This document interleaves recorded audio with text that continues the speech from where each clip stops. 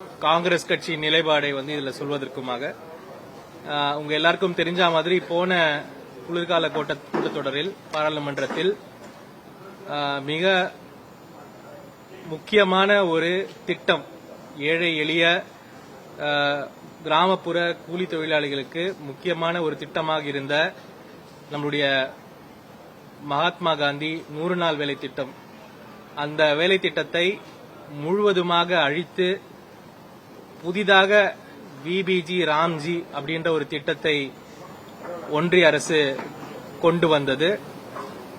அந்த விபிஜி ராம்ஜி என்பது நம்ம மகாத்மா காந்தி என்ஆர்இஜிஏக்கு முற்றிலுமாக வேறுபட்ட அதன் அடிப்படை விஷயங்களை அழிக்கும் ஒரு திட்டமாக இருந்தது.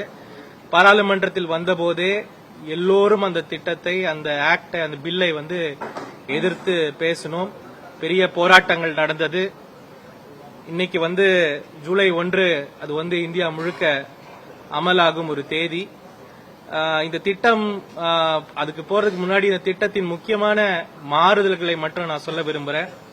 இன்னைக்கு நானே என்னுடைய தொகுதிக்கு போனாலும் மக்கள் என்னை முக்கியமாக கேட்கும் விஷயம் 100 நாள் வேலை திட்டத்தில் எங்களுடைய பணம் வரவில்லை, எங்களுக்கு பாக்கி இருக்கு, அதை கொடுங்க. அதுதான் முக்கியமான ஒரு கோரிக்கையா மக்கள் வைக்கிறாங்க.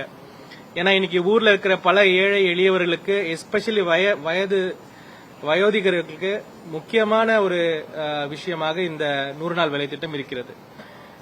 அப்படிப்பட்ட திட்டத்தில் ஒரு ரைட்ஸ் பேஸ்ட் ஃப்ரேம் ஒர்க், அதாவது அவர்களுடைய வேலை என்பது ஒரு உரிமையாக நம்ம பழைய காங்கிரஸ் கவர்மெண்ட் அதை கொண்டு வந்தது.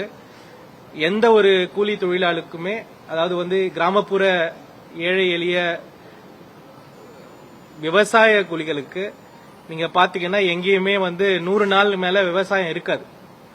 அப்போ மீதி இருக்கிற 200 நாளுக்கு அவங்களுக்கு வேலை இல்லாம தான் இருக்கும். அப்படிப்பட்ட அந்த 200 நாட்களுக்கு ஒரு 100 நாளாவது அரசாங்கத்திலிருந்து ரைட்ஸ் பேஸ்ட் ஒர்க் கொடுக்கணும், கேரண்டி பேஸ்ட் ஒர்க் கொடுக்கணும்ன்ற ஒரே காரணத்துக்காக வேலை கொடுக்கணும்ன்றதுக்காகவே இந்த 100 நாள் வேலை திட்டத்தை கொண்டு வந்தாங்க.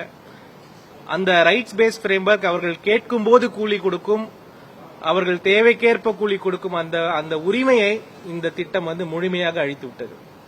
இது ஒரு பட்ஜெட் பேஸ்ட் ப்ரோக்ராமா மாத்திட்டாங்க. அதாவது மத்த ப்ரோக்ராம்லாம் எப்படி இருக்குமோ அந்த மாதிரி பட்ஜெட் பேஸ்டா மாத்திட்டாங்க. அப்படி பட்ஜெட் பேஸ்டா மாத்தும் பொழுது எந்த மாநிலத்துக்கு எவ்வளவு பட்ஜெட் கிடைக்கும், யார் அதை செயல்படுத்தலாம், எப்ப செயல்படுத்தலாம், எல்லாமே டெல்லியில இருந்து நிர்ணயம் செய்யப்படும். அப்படின்னா அதாவது உயிரியே அந்த எம்ஜி என்ஆர்இஜில இருந்து எடுத்ததா தான் நம்ம கணக்கு. முதல் பாயிண்ட் இது. ரெண்டாவது, என்டையர் அதோடைய நிதி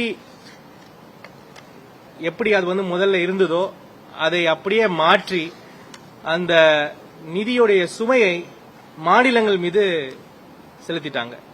90-10 அப்படின்ற, அதுவும் 90-10 மெட்டீரியல் காஸ்ட். உங்களுக்கு தெரியும் நரேகால 2 காஸ்ட் இருக்கு. ஒன்னு கூலிக்கான காஸ்ட், இன்னொன்னு மெட்டீரியலுக்கான காஸ்ட். கூலிக்கான காஸ்ட் 100% நம்மளுடைய ஒன்றிய அரசாங்கத்திலிருந்து வந்துட்டு இருந்தது. மெட்டீரியல் காஸ்டையும் 90-10 அப்படின்ற சதவீதத்தில் ஒன்றியம் தான் கொடுத்துட்டு இருந்தது.